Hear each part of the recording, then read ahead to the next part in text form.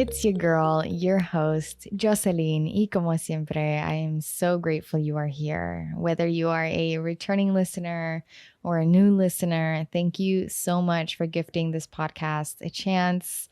Thank you so much for bringing this podcast into your present moment, your precious, precious present moment. I pray that this conversation you and I are about to have, I pray this podcast and the conversations held in this podcast brings forth confidence and clarity and comfort to you and your journey in some way, shape, or form. And if it does, your girl would highly appreciate if you head on over to Apple Podcasts, scroll down the Starting with Gratitude page, find the stars and comment box waiting for you to share your rating and review. Ratings and reviews are so helpful for podcasts to expand their reach and their community. And you already know your girl is intending to expand her podcast community, to expand her podcast reach. And I can't do it without all of you beautiful people. So if you take a quick moment to share your honest rating and review on Apple Podcasts, it's super simple,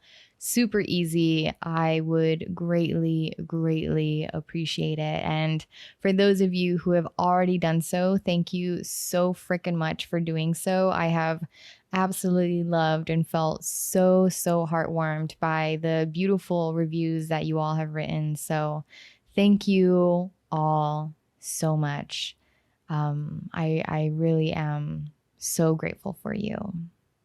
In this conversation, we are going to dive into the topic of solitude, as it has been something that has been coming up a lot for me. The gratitude of solitude, and, more specifically, my gratefulness towards this season of solitude that I have been in that has felt seemingly prolonged. I did not at all expect that this season of solitude would be lasting this long, but I truly believe that it is happening in divine time. And I know that the way in which this season of solitude has unfolded for me is in divine order. And so I know that more revelations and reflections will arise within me as I continue to journey in this season. And I'm sure that more seasons of solitude await me in the future, and therefore more reflections and revelations await me in the future as well. But in this moment, I feel called to talk about what I've been going through in regards to this season of solitude, and how it has changed me, how it has evolved me and impacted me, what I've learned, what I've taken from it, and why I feel like seasons of solitude, moments of solitude, truly are so essential for our authenticity, for our self-realization, our self-awareness, and self-healing. So I really am excited to have this conversation with you. So yeah, y'all, I am just so grateful for solitude. I'm grateful for my willingness to be in solitude. I'm grateful for how my willingness turned into eagerness to be in solitude, to really open myself to the gifts that solitude brings forth, the healing and awakening that solitude brings forth. I am so grateful for all the ways in which solitude has brought me closer to my true self, for all the ways in which solitude has deepened my relationship with the divine and has strengthened my spiritual foundation. I am so grateful for solitude for so many reasons, and we're going to get into it. So let's get into it. I have experienced solitude. I mean, there's levels to solitude, right? There's those quiet moments with ourselves. We have a partner, we have a family, we have children, and we make sure to schedule some time to be in solitude with ourselves, or at least we intend to or feel called to. And then there's some of us who live alone and spend so much time in solitude.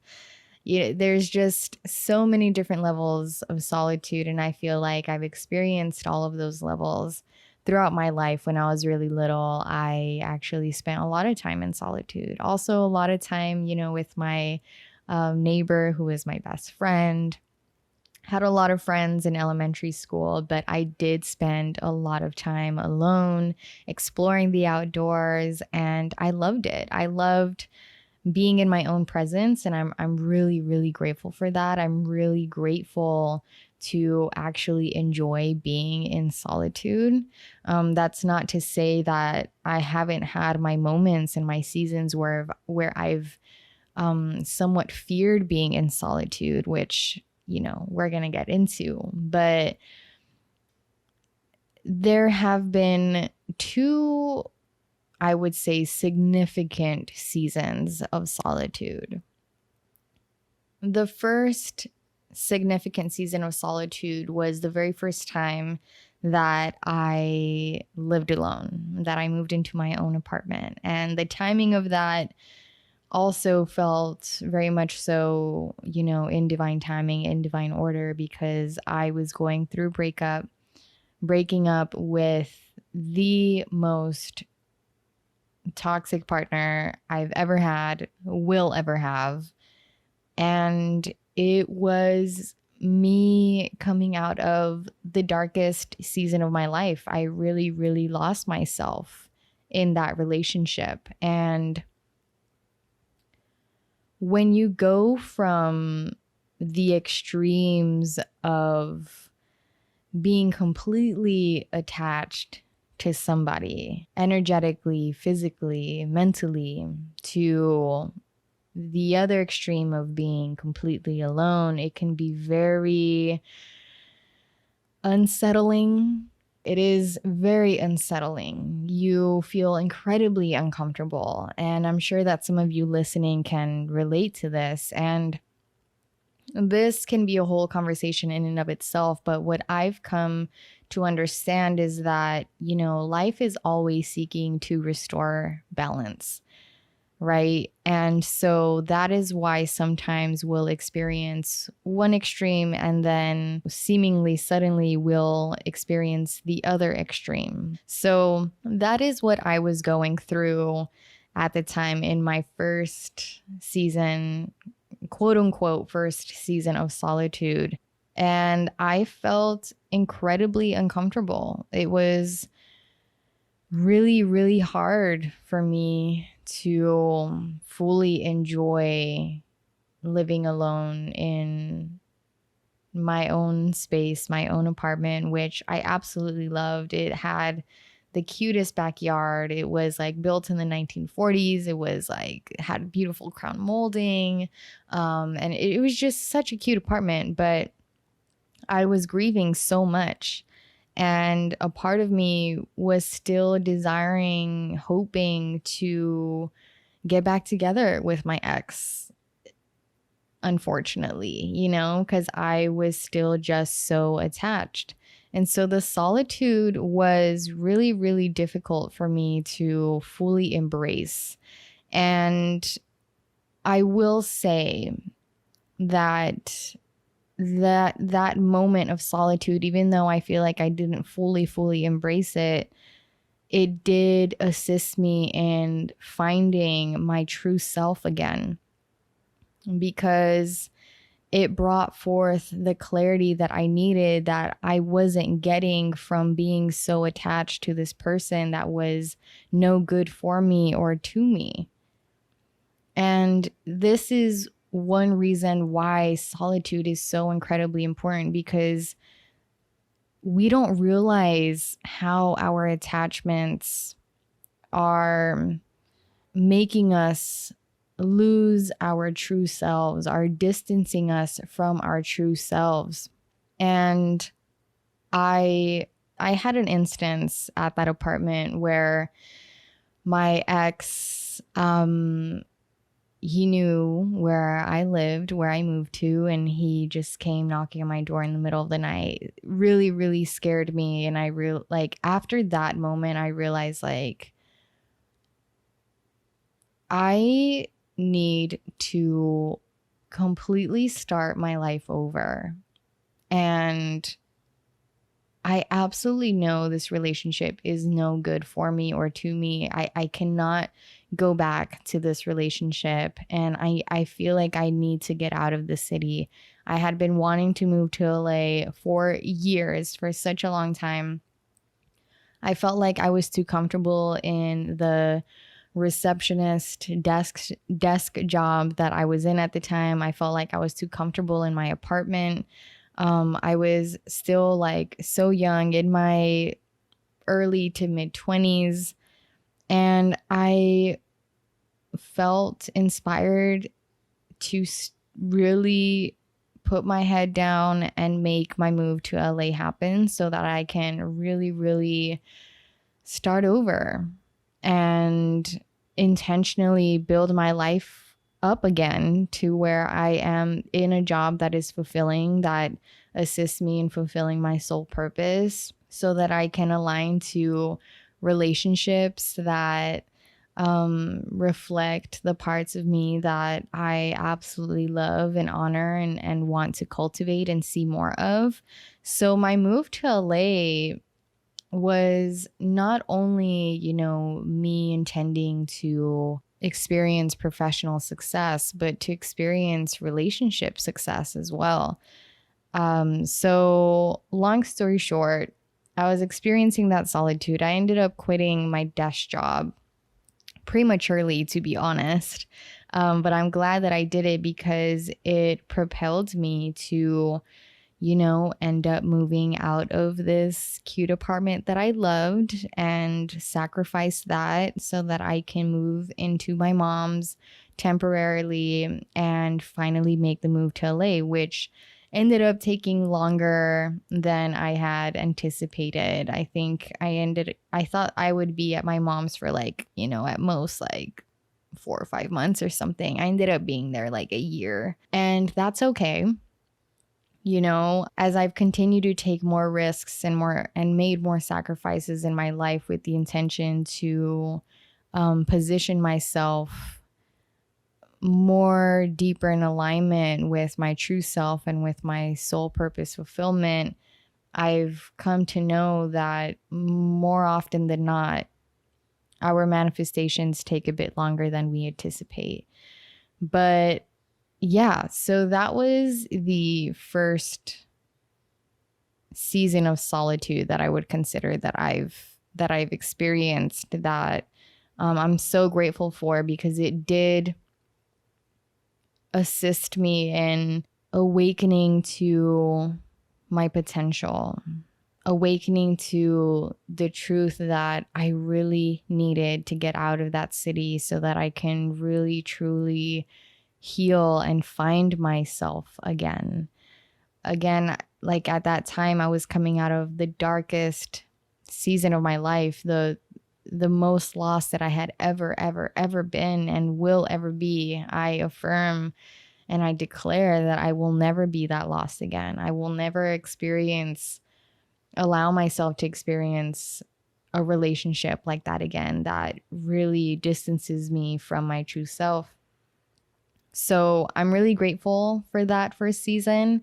But this most recent season of solitude that I've been experiencing has been on a whole other level. And I feel like what makes this season different to that season is that I have really committed myself to fully opening myself up and being receptive to what this season of solitude can do for me in regards to my healing and my alignment and my awakening and my expansion. So let's get into this most recent season, which is a season that wasn't just brought forth, to me and presented to me. It was a season of solitude that was presented to all of us through the pandemic, right? I feel like this conversation you and I are having about solitude is a conversation that you all can relate to at this time, because I'm sure that you all have also been navigating your own relationship with solitude recently.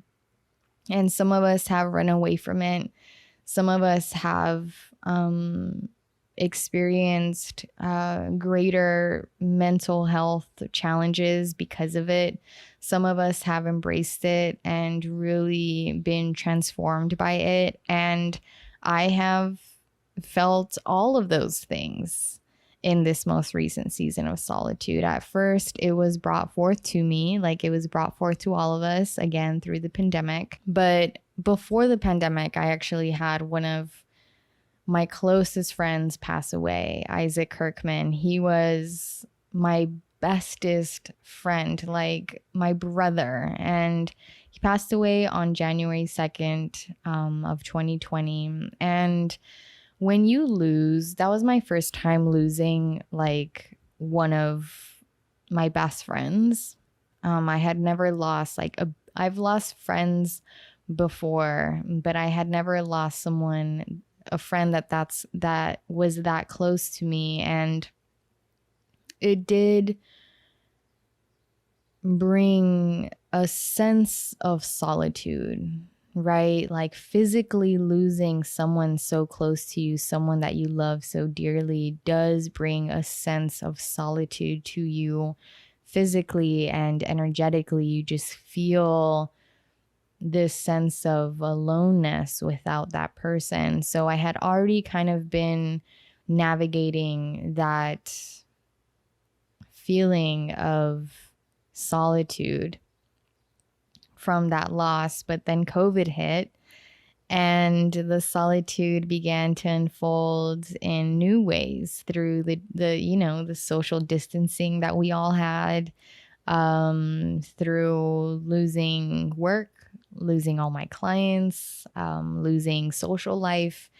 So many of us, all of us, were quote unquote forced to spend more time with ourselves and be more, at one with ourselves. And so many people in the collective had been so distracted through their work and through their social life and through, all of these things that the pandemic took away, that again, the sudden shift into solitude was really, really unsettling.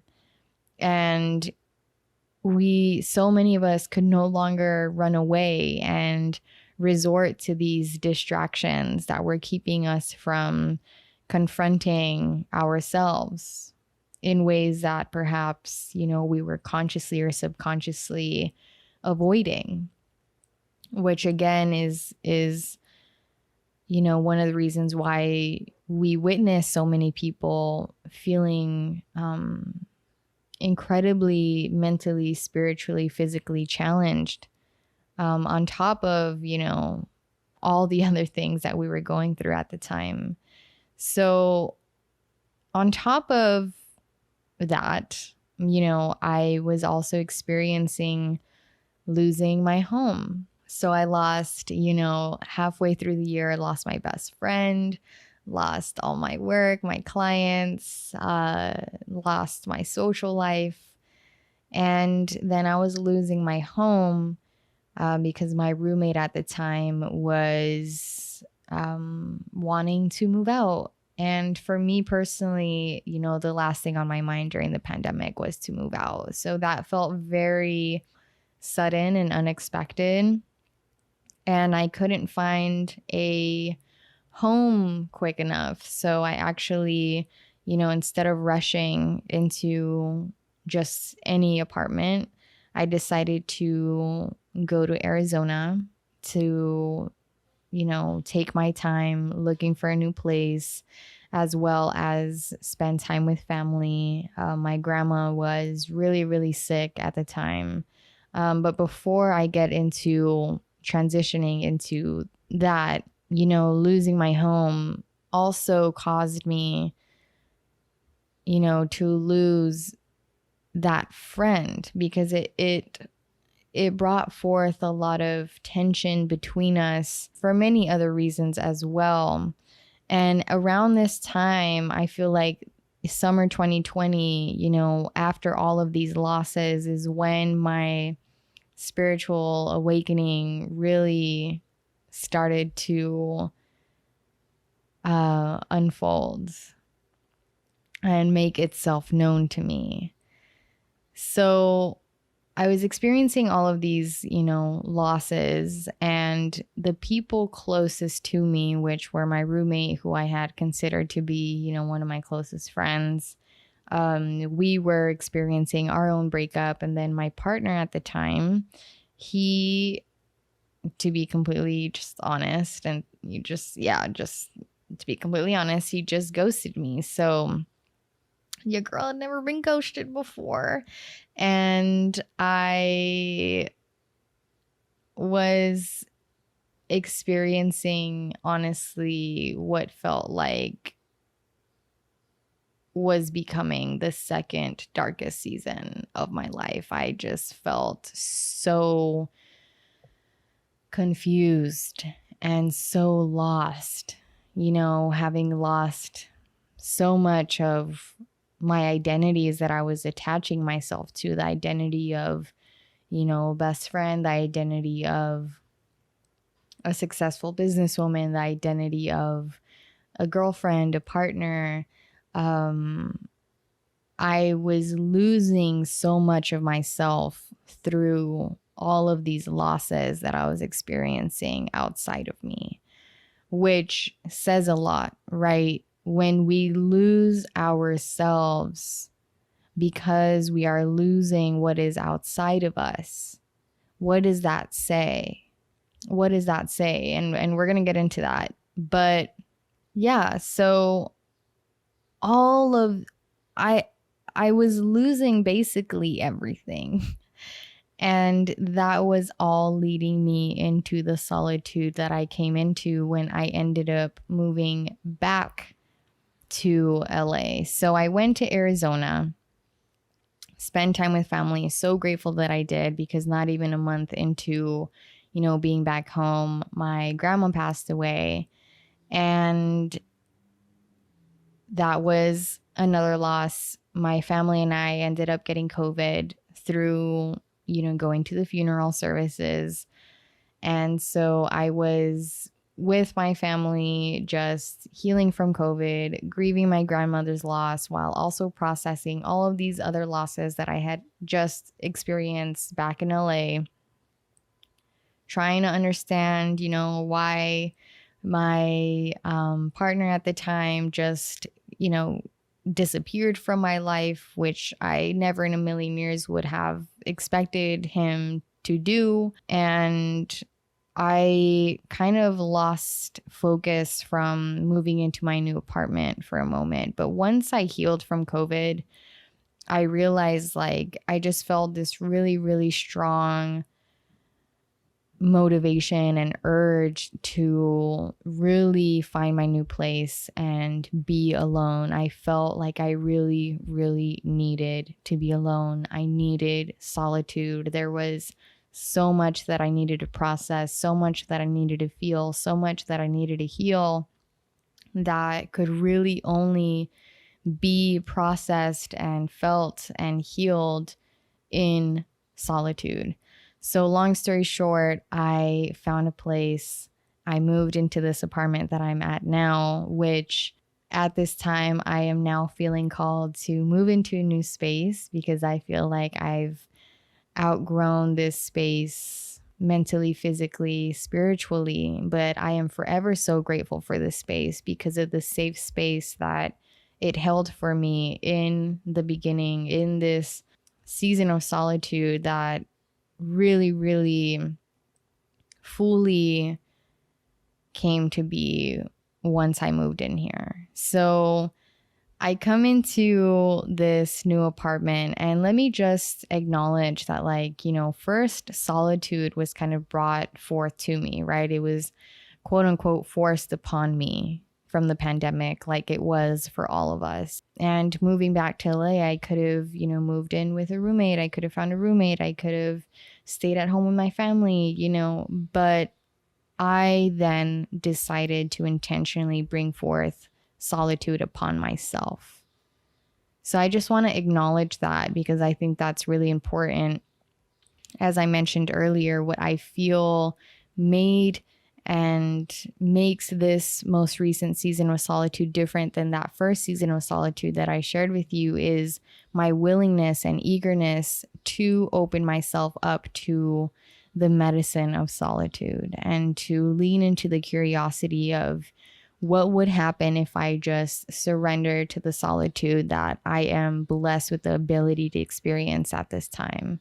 So I brought solitude upon myself, moved into an apartment by myself here in LA, and finally had the safe space and the time to just be with myself and process all of these sudden, unexpected changes and losses that I just experienced in such a short amount of time. And I am so grateful that I did have the blessing of the opportunity to experience the solitude, the blessing to be able to move into my own apartment and intentionally spend time in solitude with the intention to process and to heal and to feel.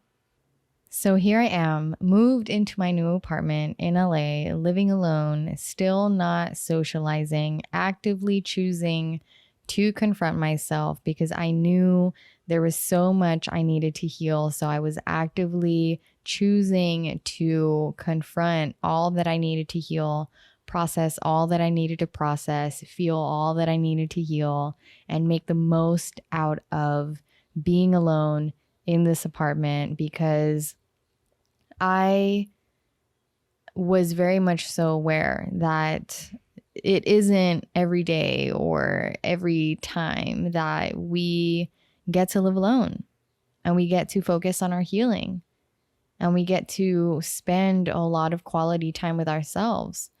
And I have just felt like the time is now. And I feel like so many of us can relate to this sense of urgency. I don't know if urgency is the right word, but this intuitive calling that like now is the time. Now is the time for me to heal. Now is the time for me to put my head down and focus and like really direct my life towards the direction of which I truly desire for it to go. I am worthy of it to go.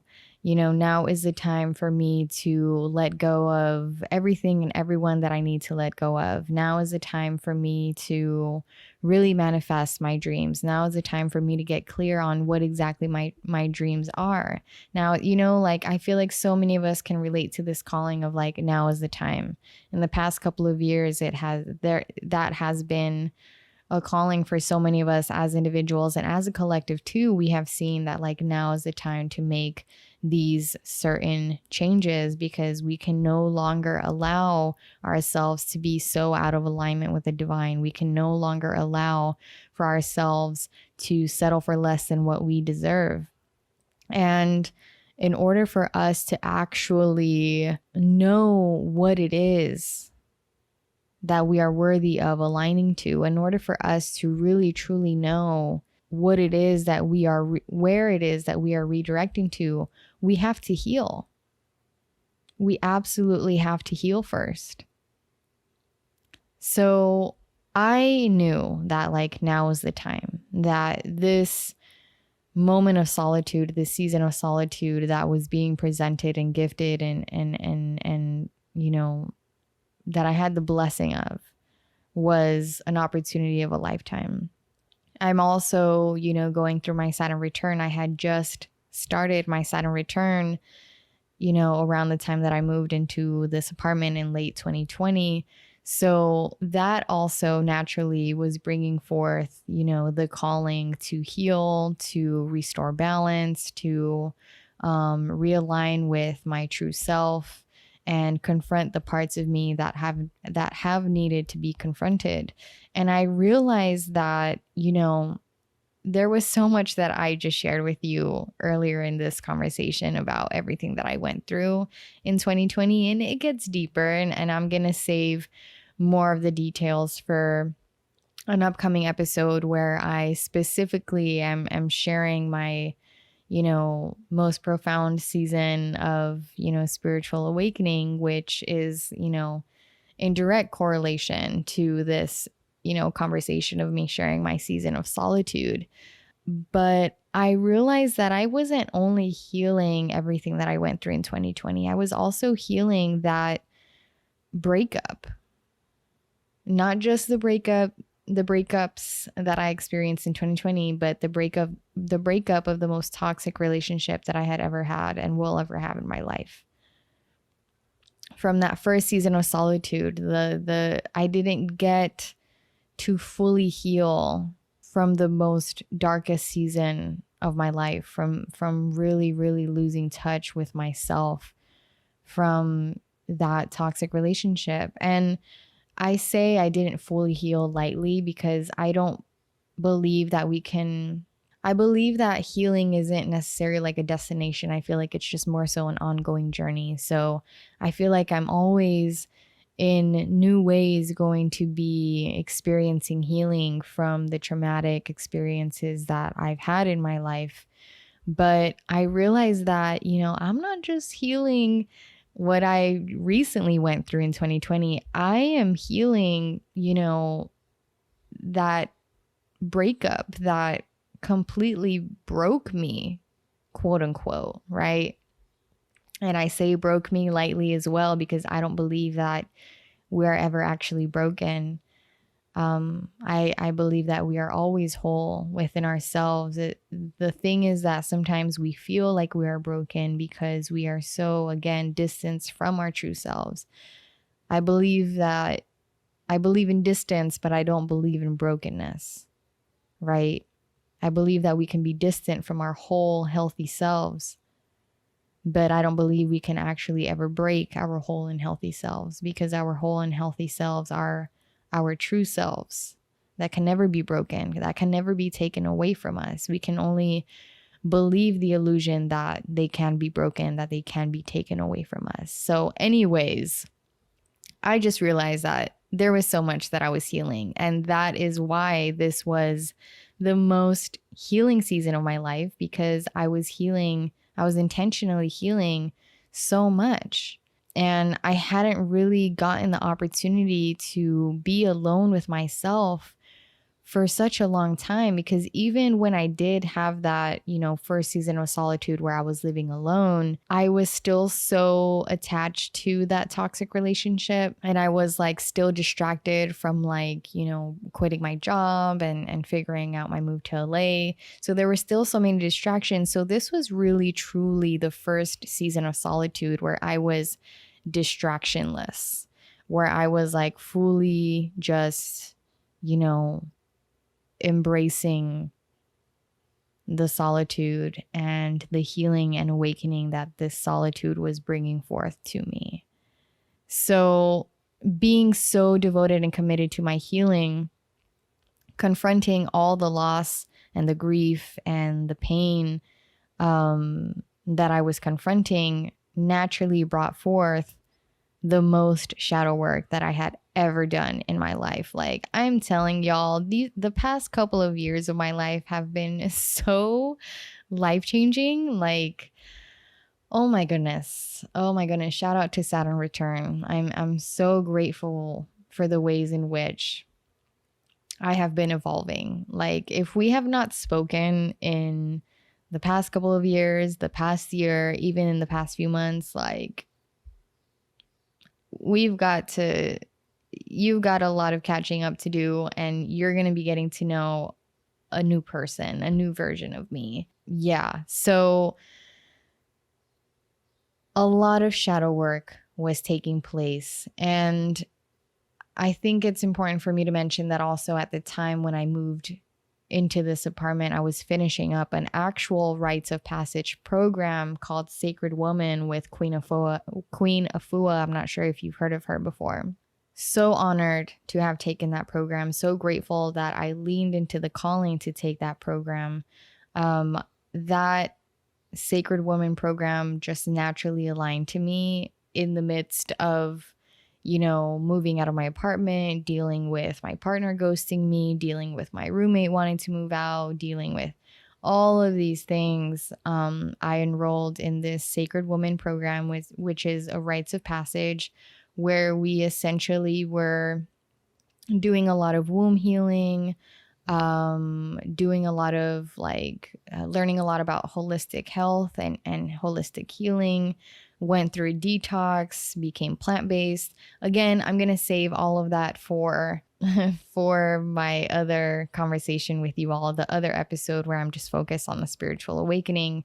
But again, it goes hand in hand with this conversation of solitude, with this season of solitude, because none of that would have came to be had it not been me allowing myself to really fully experience the solitude that I have experienced. If it weren't for the solitude, I would not have experienced the most profound healing season of my life. If it weren't for the solitude, I wouldn't have experienced the most profound spiritual awakening I've ever experienced. If it weren't for the solitude, I wouldn't have experienced the most shadow work that I've ever done in my life. And it wasn't easy. Like, so many of us fear solitude, and I'm naturally someone who's just so, I inquire myself a lot.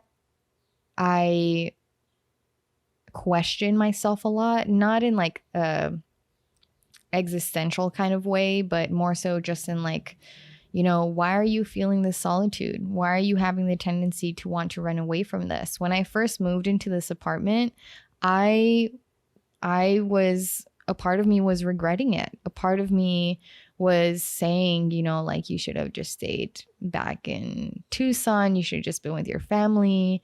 You should have just stayed at,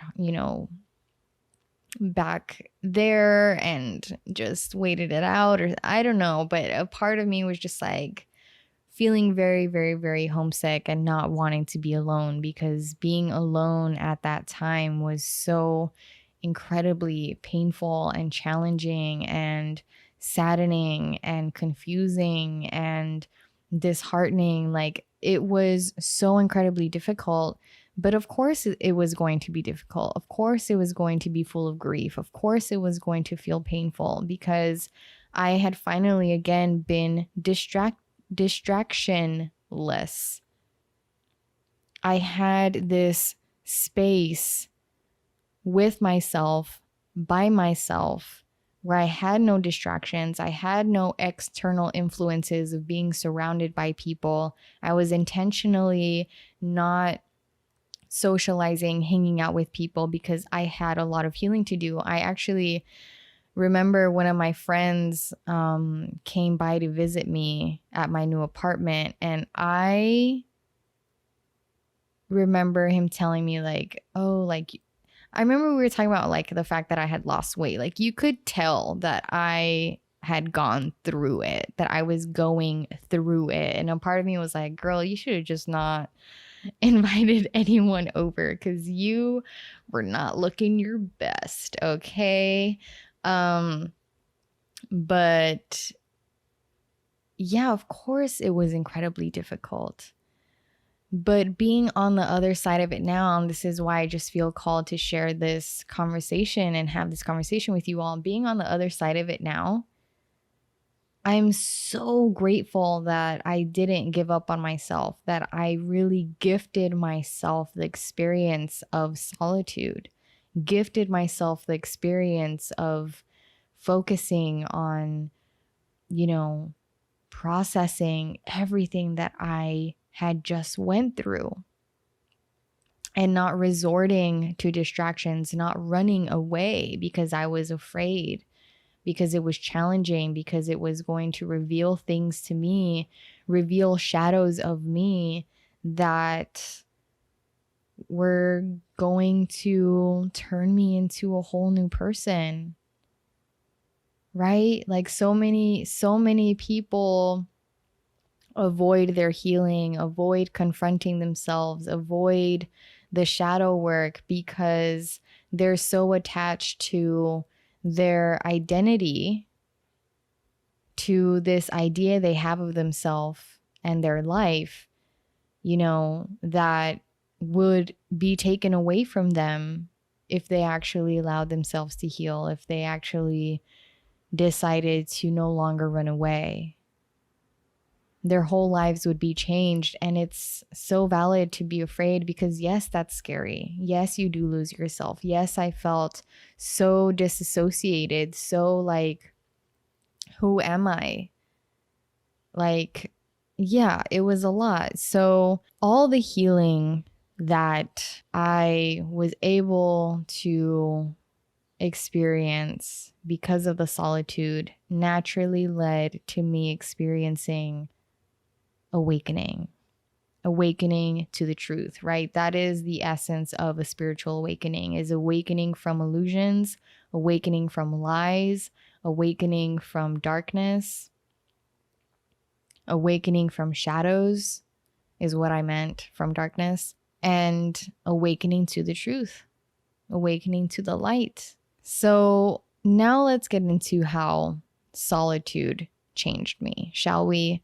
As I mentioned, the solitude that I experienced and that I'm still experiencing, because I'm still finding myself feeling called to be in solitude, to not rush into social life or into, you know, being performative in any way, shape, or form, just to conform to societal standards and all of that stuff that doesn't matter, right? I've really just awakened to what truly matters and who I truly am, which I'm going to talk about. But yeah, I'm still experiencing this season of solitude. I'm still finding myself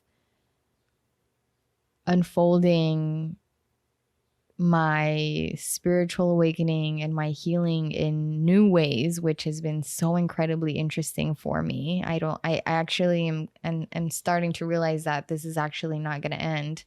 Once you awaken the way that I've awakened, there's no turning back, and it's just going to continue to unfold in ways that are surprising and that are so beautiful.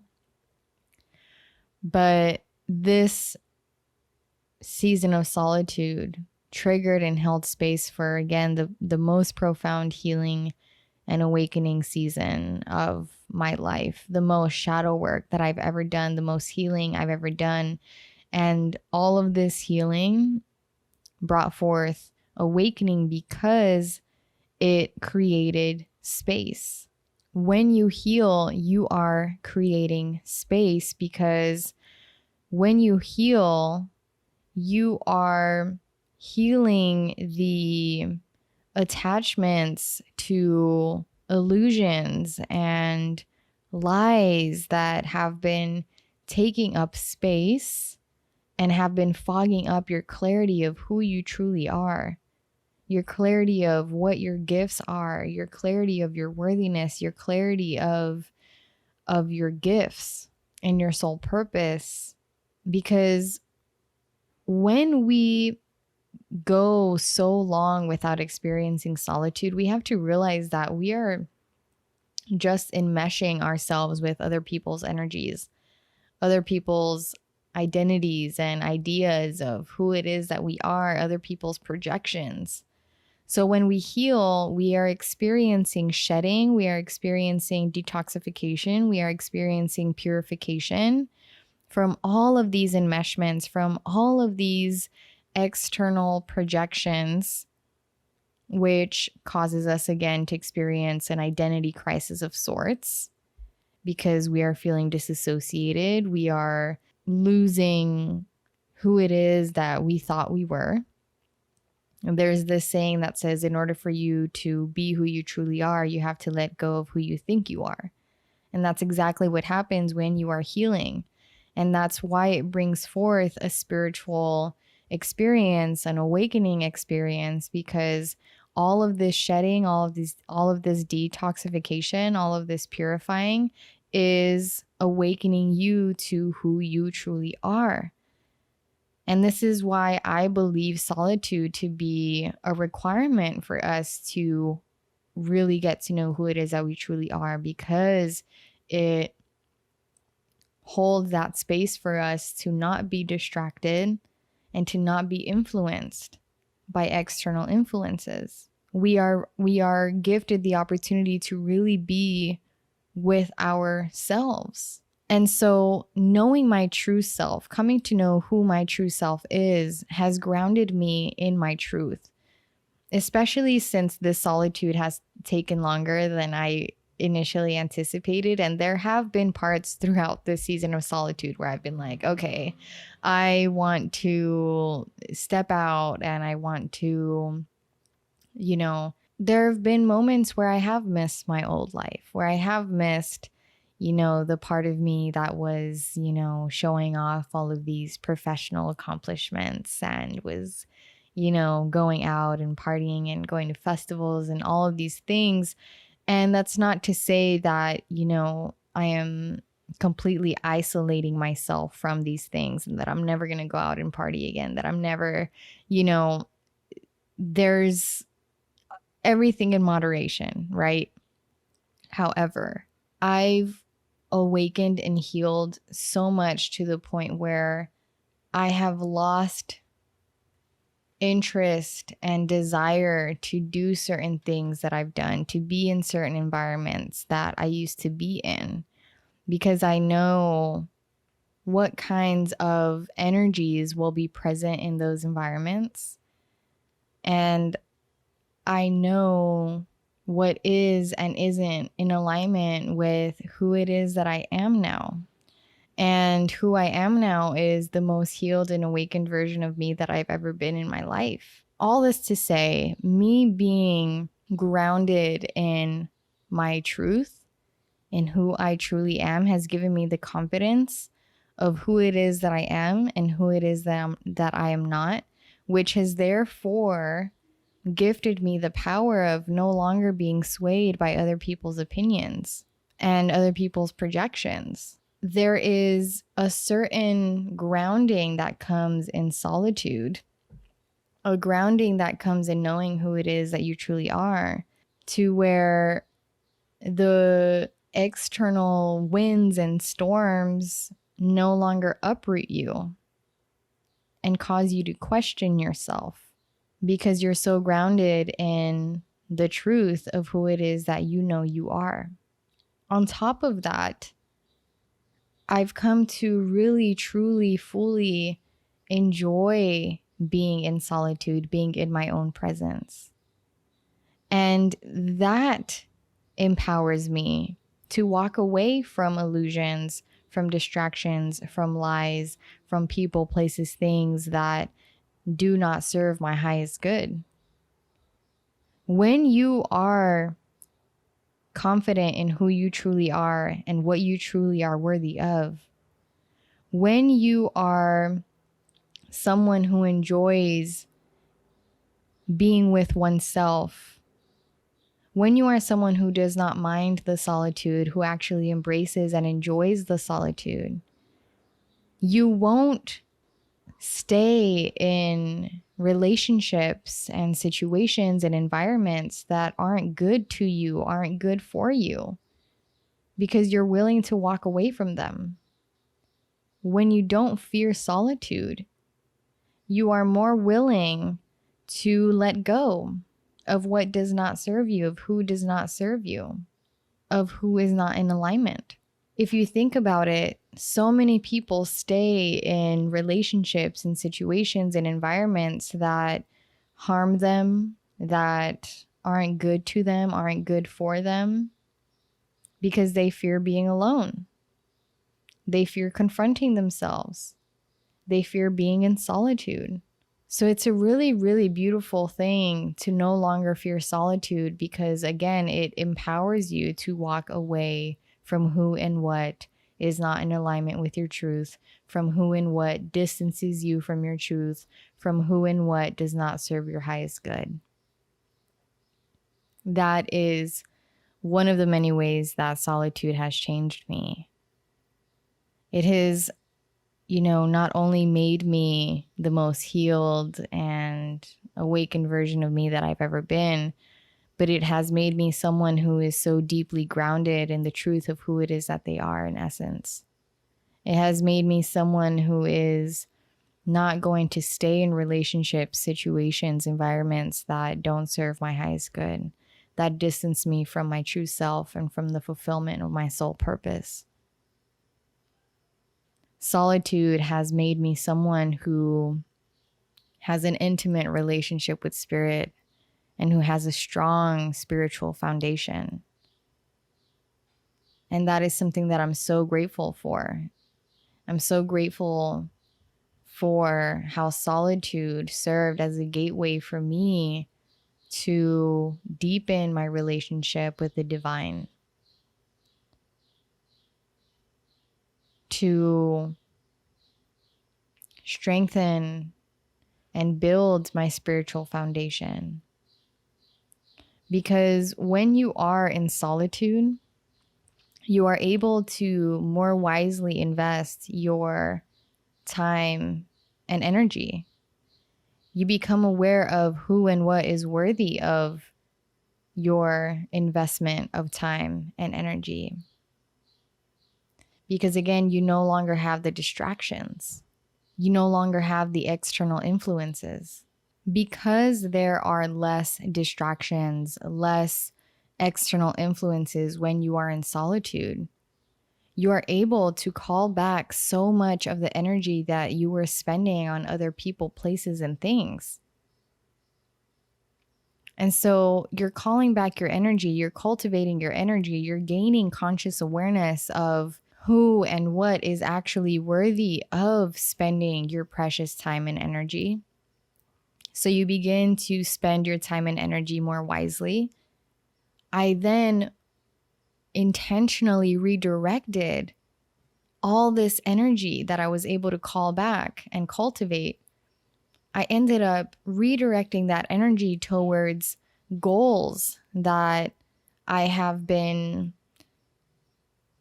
focused on manifesting and bringing to life. I was able to redirect that energy towards focusing on my awakening, on integrating the healing, integrating the lessons I've learned, integrating the shadows, integrating the revelations that I've had, the wisdom that I've gained. I was able to redirect that energy towards my relationship with spirit and really, really cultivating and strengthening, again, my spiritual foundation. And what do I mean by that? I mean that I have had more time being able to be consistent with my spiritual practices, which are a part of my spiritual foundation. I've been able to spend more time at my altar. All of the ways in which I was able and I have been able to redirect my energy and spend my energy more wisely because of the solitude. Because solitude has less distractions, because solitude has less external influences. And not only was I able to call back my energy, but I was able to repair my energetic field. I was able to understand energetics. So a lot of what this season of solitude for me has consisted of has been me returning home to my true self, me healing, me creating more space for spirit to move through me, right? Because as I mentioned, the healing and awakening that comes from solitude is a detoxification, is a purification that creates space and therefore allows you to be a pure, open channel for the divine to move through, to speak through, to act through. So At the beginning, my season of solitude consisted a lot of shadow work, consisted a lot of processing, a lot of heaviness, consisted a lot of healing, consisted a lot of confronting my codependency. And then later transitioned into me focusing on integrating the healing, yes, but also stepping into the power of my truth, stepping into my power, stepping into how it is that I am being called to show up in the world, because I did gain the clarity of how it is that I'm called to show up in the world. So a lot of it has been me stepping into my gifts, me developing my gifts, figuring out what exactly my gifts are. Me, quote unquote, pivoting into this new self that I've been becoming. And as I've grown confident in my gifts, as I've grown clear on what my gifts are, I again have been able to focus on and invest time and energy into planting seeds of intention that are in alignment with my gifts and my calling and my truth. So I've been working a lot on my own dreams and goals and intentions and building them, while simultaneously working with the divine and building, again, my spiritual foundation through my spiritual practices, through altar work, through purifying and opening my channel for the divine to move through and act through. There's a quote that I heard recently that says, solitude is essential for the mind as food is essential for the body. And I couldn't agree more. As I mentioned earlier, I truly believe that in order for us to really get to know who it is that we truly are, we must allow ourselves to experience solitude. We must experience solitude consistently. And that's why they say that, so many people aren't, quote unquote, willing to do the work, willing to do what it takes to actually truly spiritually awaken and heal, because it does require seasons of solitude. It does require you to confront yourself. And so many of us are afraid to confront ourselves. And why is that? We lose our identity and our sense of self without solitude. Because without solitude, we are consistently surrounded by distractions and external influences. And this world is full of distractions, full of external influences that don't reflect our truth. A lot of what you awaken to when you do heal, when you do experience solitude, are the societal and cultural programmings that distract you from your truth with the intention to disempower you. There is a reason why our governments, our societies, our cultures keep us so busy, make us rush, because they are distracting us from stepping into the power of our true selves. They are distracting us from the truth that we are able to liberate ourselves, that we have the power to liberate ourselves. They are intentionally distracting us from our gifts, which will bring forth healing and awakening for the collective, which they do not want.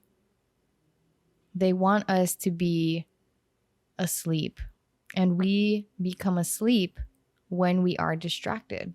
And that is why solitude can be so, so uncomfortable, because we've gotten so comfortable with the distractions.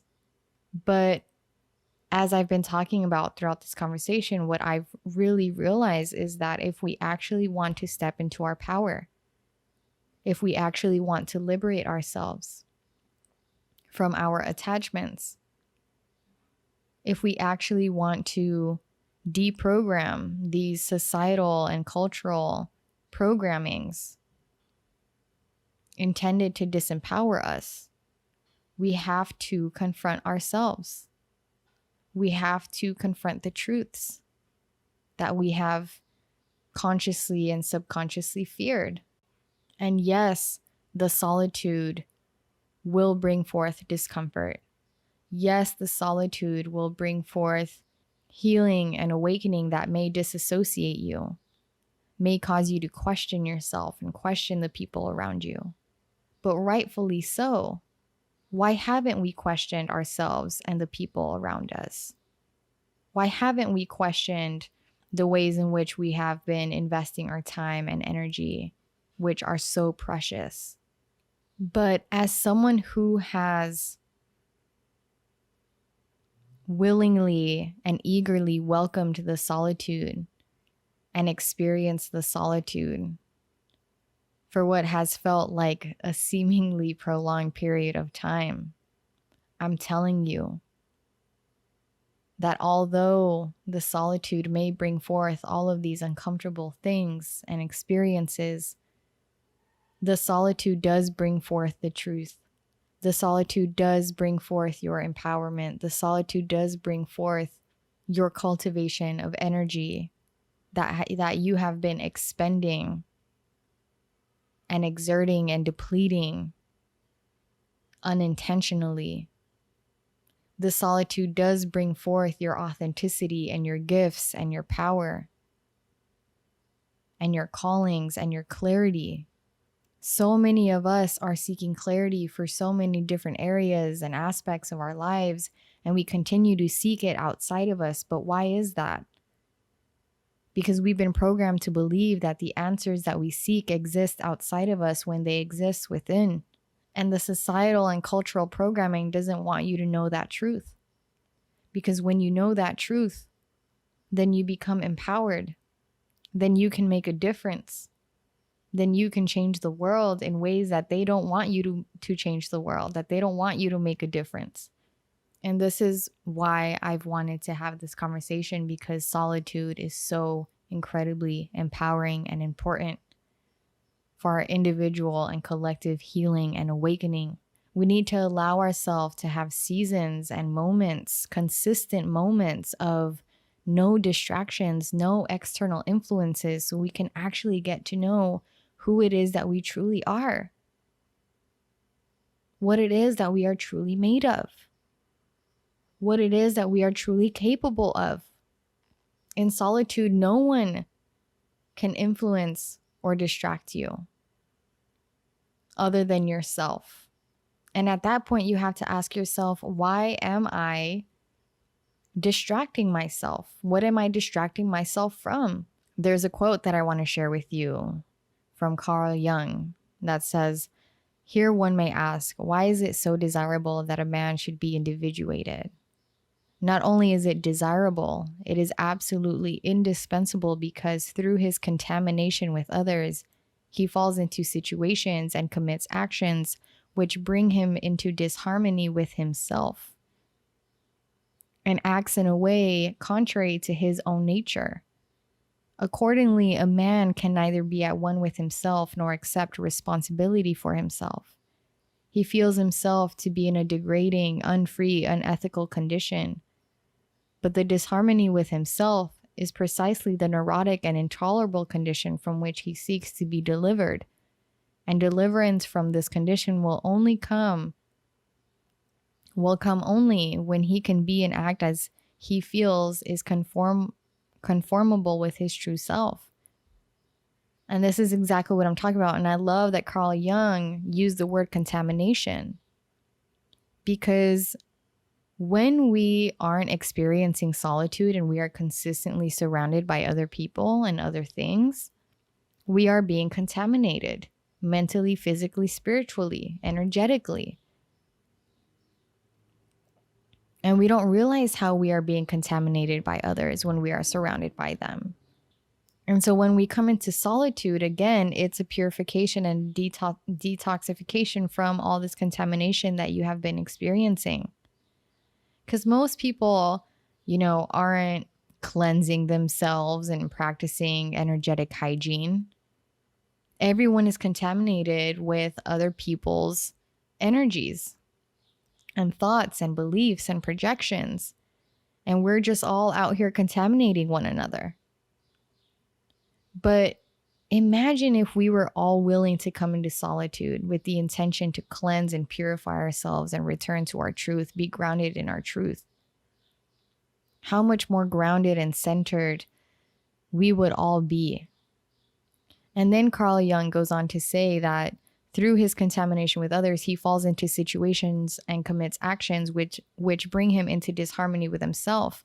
And the reason why we become quote unquote unaligned, why we come out of harmony, we experience disharmony with ourselves and with our truth, is because the contamination we experience through other people is causing us to fall into situations and commit actions that are a reflection of the contaminations and not of our true selves. So many people who are not willing to be in solitude, who are out here contaminated and distracted and externally influenced, are not even being their true selves because they are not in harmony with their true selves. They are in situations and committing actions that don't reflect their true selves, that reflect the other people around them, who again are contaminated. And then Carl Jung states that we find ourselves, when we are contaminated, when we aren't in harmony with ourselves, we find ourselves feeling degraded, unfree, in an unethical condition. And we question why. Why do I feel lost? It's because you aren't in harmony with your true self. Not long ago, I tweeted this tweet that says, if you're not in tune with your true self, it'll be harder for you to know what is and isn't for you, what is and isn't in alignment with your highest good. And that's so true. How will you know who and what is for you if you don't know your true self? How will you actually know who and what is in alignment with your truth, who and what is in alignment for your highest good, if you don't know your true self? And we need solitude in order for us to really know our true selves. Therefore, we need solitude to know what and who is and isn't for us, what and who is and isn't in alignment with our highest good, with our soul purpose, with our truth. In solitude, we're able to explore and embrace ourselves. So many of us feel so lost because we continue to explore the people outside of us. We continue to attach ourselves to other people in hopes that we will find ourselves in other people. Solitude gives us the ability to explore ourselves and no longer be lost. Whenever people come to me and ask me how they can no longer feel lost, how they can find their purpose, how they can find, who and what it is that they're meant to be, I always encourage self-exploration.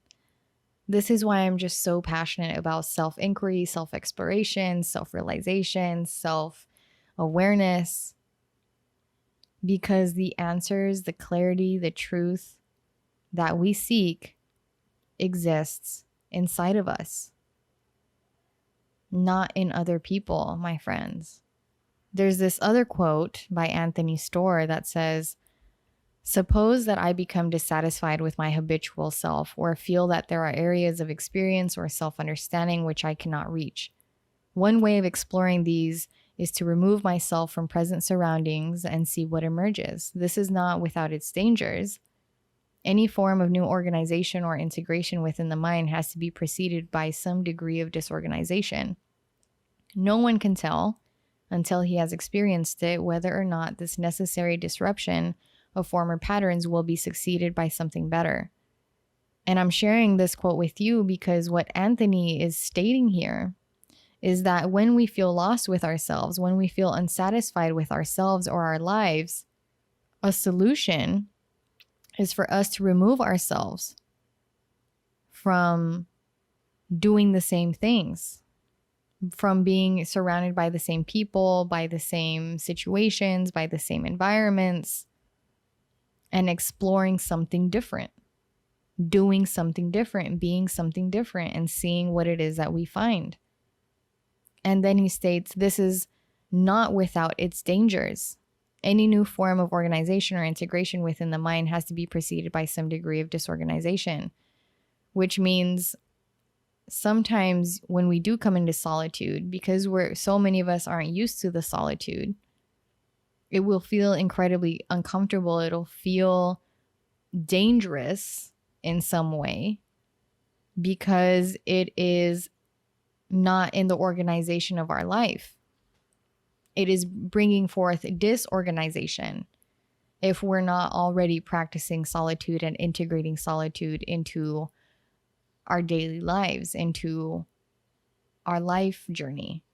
This last quote, again by Anthony Starr, that I want to share with you from this book called Solitude, A Return to the Self, states, our expectation that satisfying intimate relationships should ideally provide happiness, and that if they do not, there must be something wrong with those relationships, seems to be exaggerated.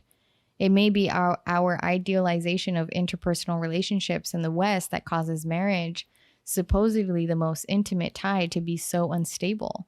If we did not look to marriage as the principal source of happiness, fewer marriages would end in tears. And what this is stating is that because our society integrates fear of solitude, it conditions us and programs us to believe that our truth, our happiness, our joy, our peace, our fulfillment, etc., is found in other people, in our interpersonal relationships, not in our relationship with ourselves, in our relationship with other people. So when we're in a relationship with other people, and especially with our life partner,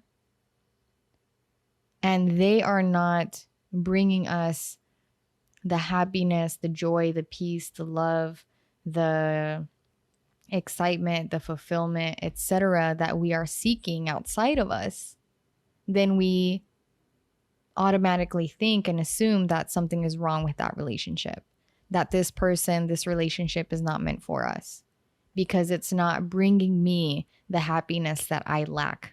So much of the awakening that I've experienced in this solitude is the awakening of these societal and cultural programmings and conditionings that intentionally cause us to lose touch with our true selves and attach ourselves to others in search of our truth.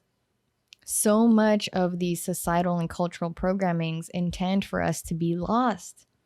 Y'all, there's so much to say in regards to solitude, and this conversation may have been a bit all over the place, and I may have reiterated a few things a few times, but I really have come to believe that solitude is a gift, and it is a gift that you gift yourself. Sometimes seasons and moments of solitude are quote unquote forced upon us by the divine to restore balance in our lives. When we find ourselves in extremes of attachment, in extremes of loss, sometimes we will be divinely led into moments and seasons of solitude with the intention to restore balance in our lives. And it may make us feel incredibly lost. It may make us feel incredibly uncomfortable, but it is happening for a divine reason. The reason for you to come into alignment with your true self and your worthiness and your wholeness. Fall in love with spending quality time with you and you only. If you fear solitude, ask yourself why. Why do I fear being in my own company? What am I afraid of? What am I running away from within myself? What do I not want to confront within myself? And why? Self-inquiry is so incredibly healing when it comes from a place of love and when it comes from the intention to really just understand and get to know yourself, why it is the way that you are. And a lot of the times, when we aren't used to solitude and spending time, quality time with ourselves and getting to know our true selves, when we do come into solitude and spend quality time with ourselves, often what we realize and what we awaken to is that so much of who we have thought we are is actually not who we truly are. It's who others think that we are. We awaken to the projections that other people have placed on us and that we have attached to and we have identified with. We awaken to the realization that sometimes the certain thoughts and certain emotions that we're carrying don't even belong to us. I highly, highly, lovingly encourage you to spend quality time with yourself, to prioritize moments and seasons of solitude so that you don't get lost, so that you're not attaching yourself to other people and to the projections of other people,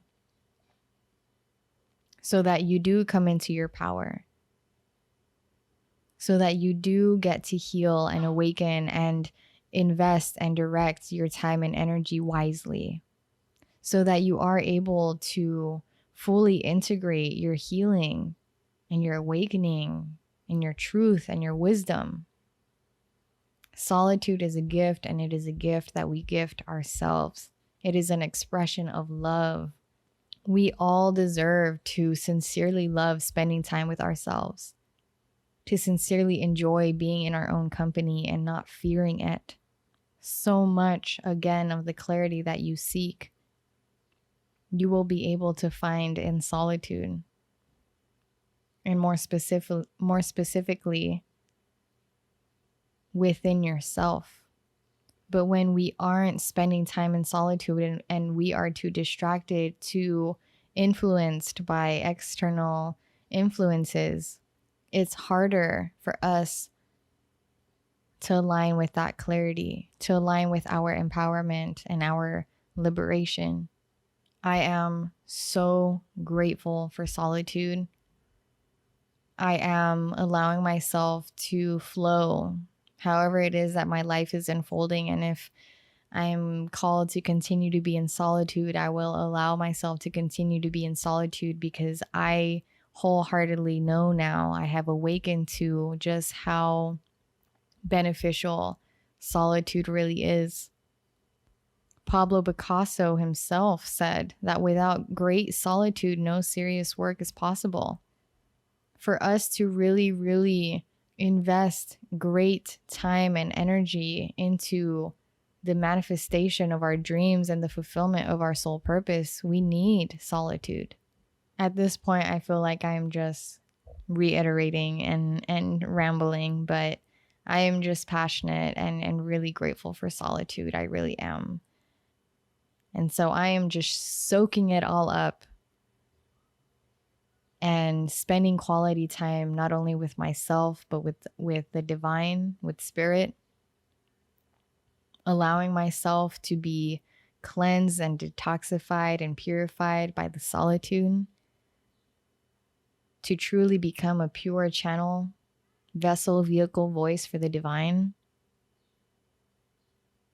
and focus on my gifts, focus on bringing these visions to life.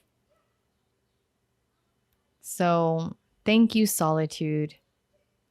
You have changed me, changed my life, healed me, awakened me, and thank you all so much for listening. I hope that, again, this conversation brought you clarity, comfort, confidence in some way, shape, or form. And if it did, head on over to Apple Podcasts, write a rating and a review on the Starting with Gratitude page. And I look forward to seeing you, meeting you, feeling you in the next episode. Peace and blessings and so much love and gratitude to you all. Please allow yourselves to experience the gift of solitude, the blessing of solitude, the awakening, the healing, the empowerment, the liberation of solitude, because you are worthy of it. You deserve it. Your girl, your host, Jocelyn.